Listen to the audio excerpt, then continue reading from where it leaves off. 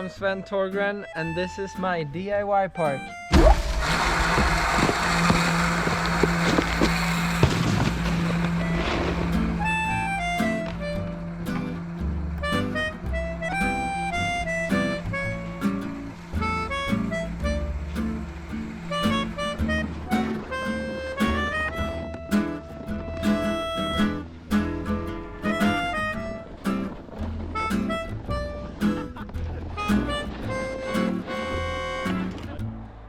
Alright, so that's a bit of an overview of my backyard, and first off I just want to say you don't need a rope tow, you don't need a snow cannon to start.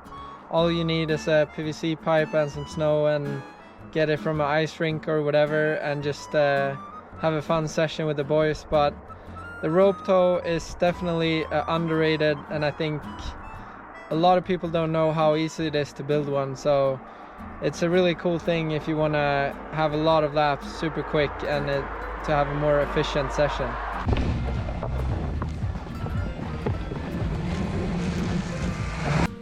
Okay, so first off, I built this myself, the good old rope tow.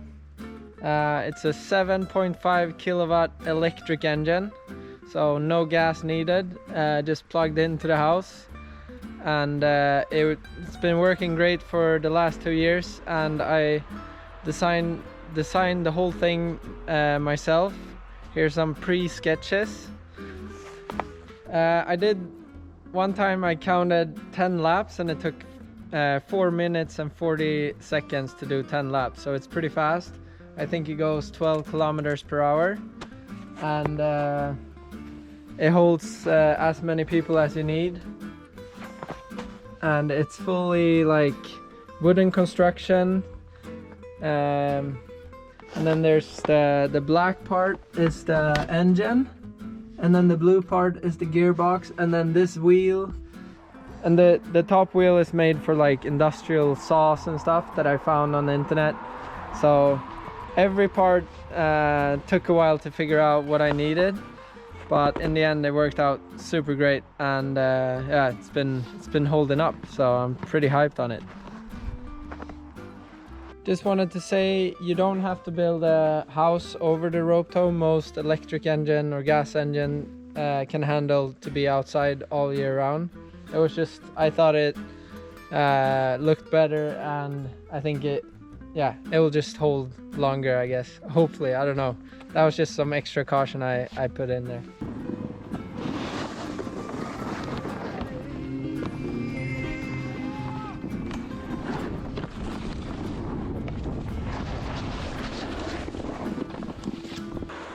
Okay, so down here we got the turning wheel. Pretty simple construction. Just stretch the rope like that, and yeah, pretty simple. You can use whatever car wheel or whatever. So the question we all want to know is, how much does a bad boy like this cost? I think I spent about 3 grand in total on everything, with the rope and the engine and everything. But one thing you have to remember, I bought everything from the factory fresh, so can definitely make it way cheaper than that. I just thought it was simple to like not have to deal with finding parts online and stuff like that. So yeah, about 3 grand, maybe 2 grand on the engine, and then 500 on the rope, plus some extra small costs. So yeah, not too crazy, but also you can make it way cheaper than that. And how much work did you put into this, would you say? Like, I think the work itself was super quick once I figured out what I needed, once I had the parts that I needed. But it probably took me a week to build everything, or more than that maybe. Okay, so the rope is an 18mm nylon rope. Make sure to find something that's sunproof and that holds for a while. But pretty simple. Just grab on, go up.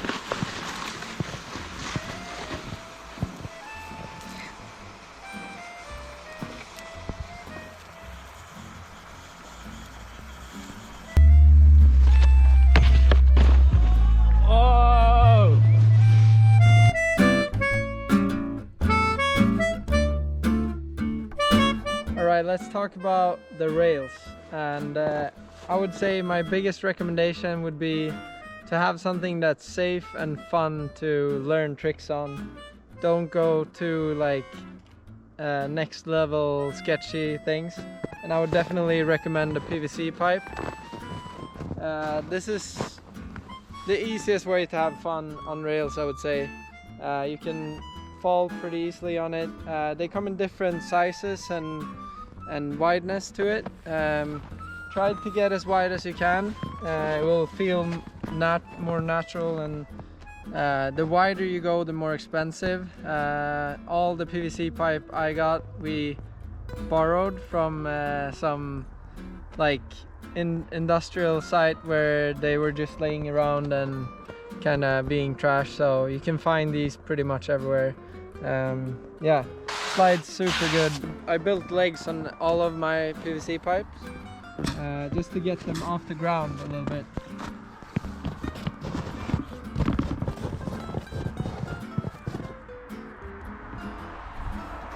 So here's the smallest dimension of the PVC pipe. Also super fun, and one thing to think about to spice up the session is to build skate features like as a coping, and I built 2 of those here, and they are one of the most used features in the park actually. It's super fun to it feels so skatey to have like a coping and just like do small jibs, and yeah, this thing is actually attached to the hot tub here, and yeah, the hot tub should provide me with some water for the big snow cannon. Next to it is the sauna, and we're gonna have a sauna session tonight, that's for sure. The most classic rail you could ever have, single pipe, normal down rail, the best thing ever, and yeah, you can learn anything on it. I got a friend that's a good welder to build me this rail, and important thing is to not use aluminium or galvanized metal that you can easily hook your edge on those. So it's important to get proper metal for it, and you'll enjoy it and it will last forever. Also, I always use normal hot wax and just rub it in, just like skaters do on skate features. I do the same on a snowboard, and it works great. So that's also a thing. Like if you come up to a resort one day and you're like bummed about the rails being sticky, bring a little wax thing in your pocket and you'll save the day sometimes. I think a lot of snowboarders don't really know that, but it's exactly the same as skaters, and everybody should do that. So yeah, a little fun fact.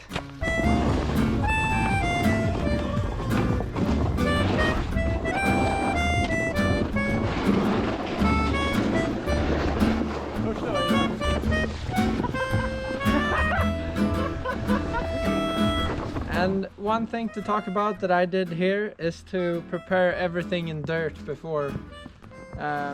This is not all snow, it's mostly dirt, and it's just like 5 centimeters of snow on top. It helps a lot when you're trying to make down rails and stuff like that. So if you're able to do that, that's a good thing to do and to start off with. So how much time and money did you spend on diggers? I probably spent 2 days with a big excavator, and we dug this whole thing out and put electricity for the lamps and everything. And it also probably cost me around $1,000 to do all the earthwork, but in the end it helped a lot for everything to work out as it did.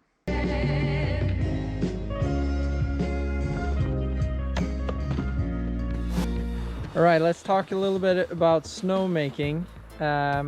This thing is called Snow at Home. I used this the last 2 years. Works super good. You connect it to an air compressor and a pressure washer. So two machines for it, and then they will make beautiful snow, and it's soft, works great to build features with. It makes about 1 cubic meter per hour, and yeah, Just make sure you got enough electricity and water at your home, and then you're good to go. At what temperature can you make snow? -3 degrees Celsius.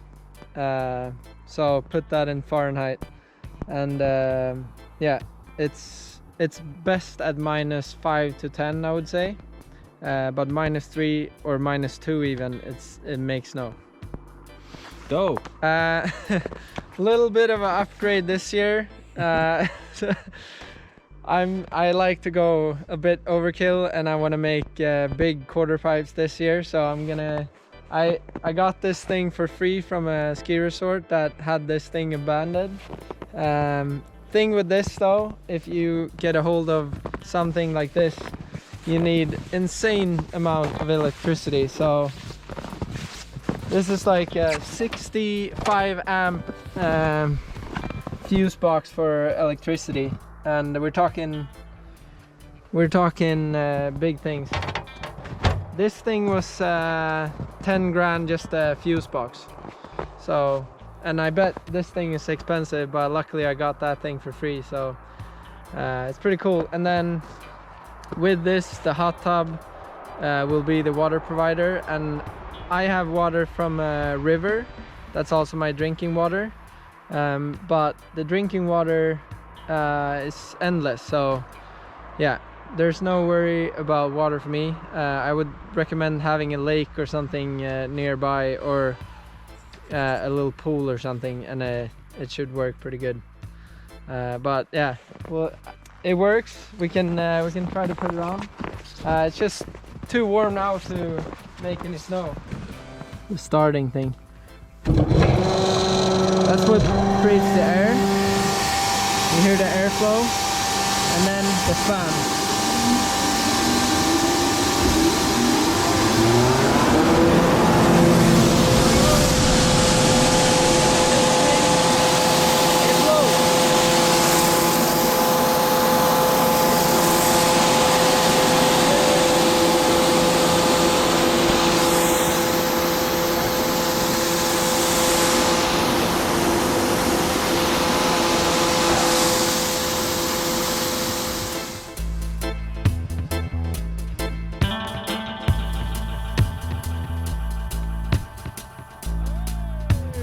So how did you choose this location?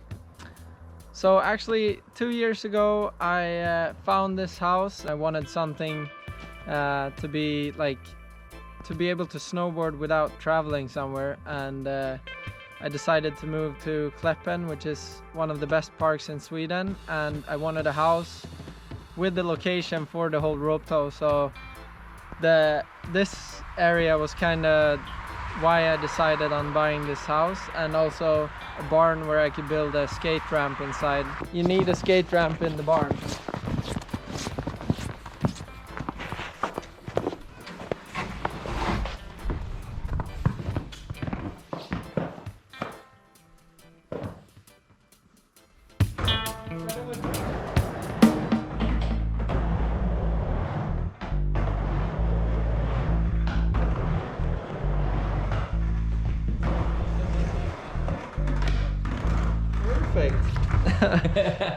Nitro boots are perfect to skate with. Best skate shoes in the history of mankind. And it was way easier to do everything than I thought it would be. I'm not a good builder or anything, so I just kind of tried out some things, and I think every pro snowboarder should have something like this in their backyard. I know some people are living in California or like wherever, but it's so nice to have your own place and your own lift, and you can just, if you want to snowboard at 12 a.m. in the night, you can do that. So yeah, I think that's a really cool thing. And yeah, also I got the whole thing lit up with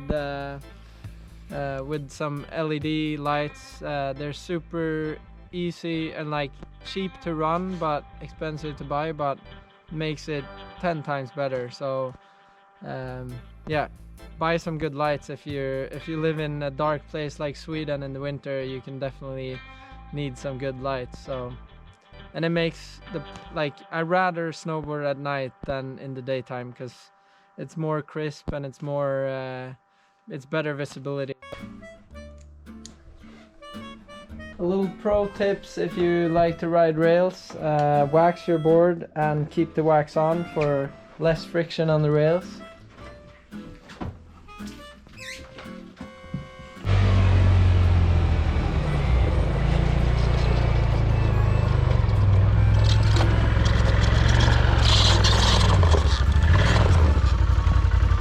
Oh, this is the latest addition, my tiny little snowcat. I bought this just to be able to push more snow and build quarter pipes. Also not necessary, but if you have the opportunity, like I do, thanks to my sponsors, be able to buy some good toys to push snow. You gotta invest in the dream.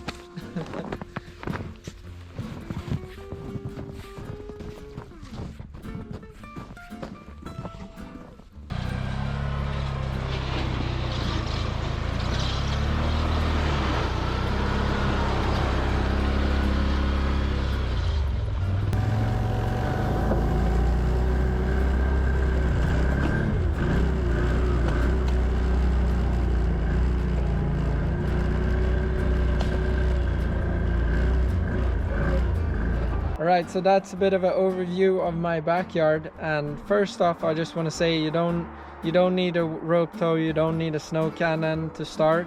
All you need is a PVC pipe and some snow, and get it from an ice rink or whatever.